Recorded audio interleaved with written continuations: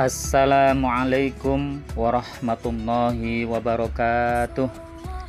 Anak-anakku, siswa-siswi SDIT Assalam kelas 6, yang mudah-mudahan kita semuanya selalu sehat walafiat dan selalu dalam rahmat dan lindungan Allah Subhanahu wa taala. Pada pertemuan kali ini kita akan belajar tentang akhlak terpuji.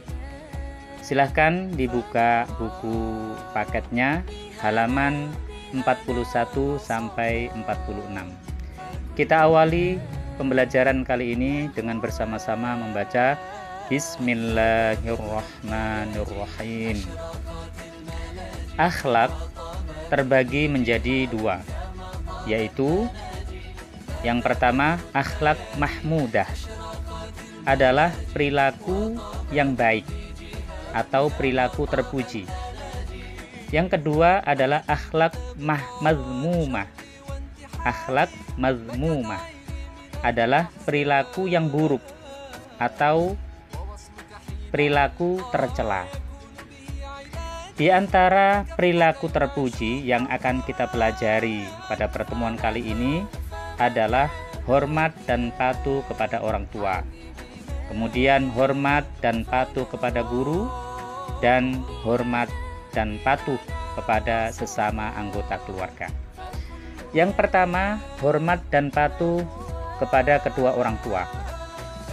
Berbakti kepada orang tua disebut juga dengan istilah birrul walidain. Sedangkan durhaka kepada orang tua disebut dengan istilah uququl walidain. Jadi berbakti kepada orang tua disebut birrul walidain, durhaka kepada orang tua disebut dengan istilah uququl walidain. Nabi kita Muhammad sallallahu alaihi wasallam bersabda, ridhar rabbi fi ridhal walid wa sukhtur rabbi fi sukhtil walid. Artinya, keridhaan Allah terletak kepada keridhaan kedua orang tua, dan kemarahan Allah, kemurkaan Allah terletak pada kemarahan kedua orang tua. Contoh anak yang hormat dan patuh kepada orang tua jika keduanya masih hidup. Yang pertama adalah berbicara dengan lembut dan sopan. Yang kedua, melaksanakan perintahnya dengan segera selama perintah itu tidak untuk kemaksiatan. Ketiga, menundukkan badan ketika berjalan di depan mereka. Keempat, mengucapkan salam dan salim, cium tangan ketika bertemu. Kelima, mendoakan kebaikan untuk mereka.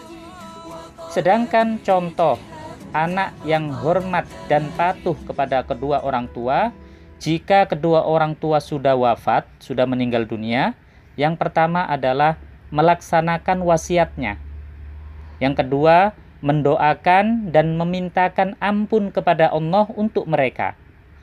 Yang ketiga, tetap menjalin silaturahim dengan kerabat mereka.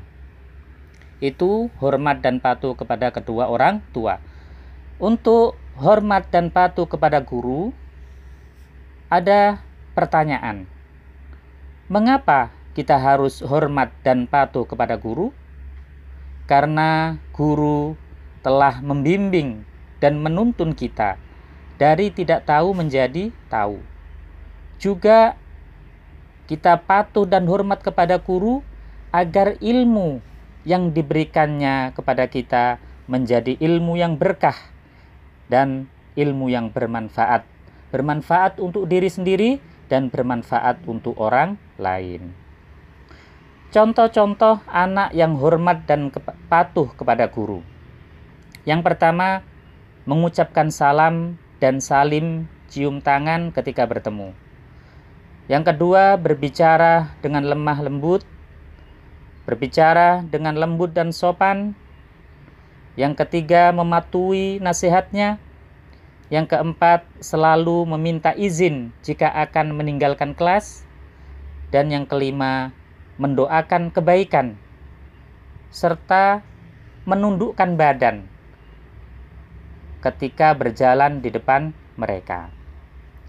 Sedangkan hormat dan patuh kepada sesama anggota keluarga, Rasulullah Shallallahu Alaihi Wasallam pernah menyampaikan, tidaklah termasuk golongan kami, bukan termasuk golongan yang sempurna, orang yang tidak menghormati yang lebih tua dan tidak menyayangi yang lebih muda. Mudah-mudahan kita belajar hormat dan patuh kepada orang tua, hormat dan patuh kepada guru, dan hormat dan patuh kepada sesama anggota keluarga ini bisa kita praktekkan, bisa kita amalkan di kehidupan sehari-hari, sehingga kita termasuk anak yang soleh, anak yang berbakti kepada orang tua, berbakti kepada guru, dan menyayangi yang muda serta menghormati yang lebih tua. Terima kasih anak-anak, mudah-mudahan bermanfaat. Barakallahu fikum. Wassalamualaikum warahmatullahi wabarakatuh.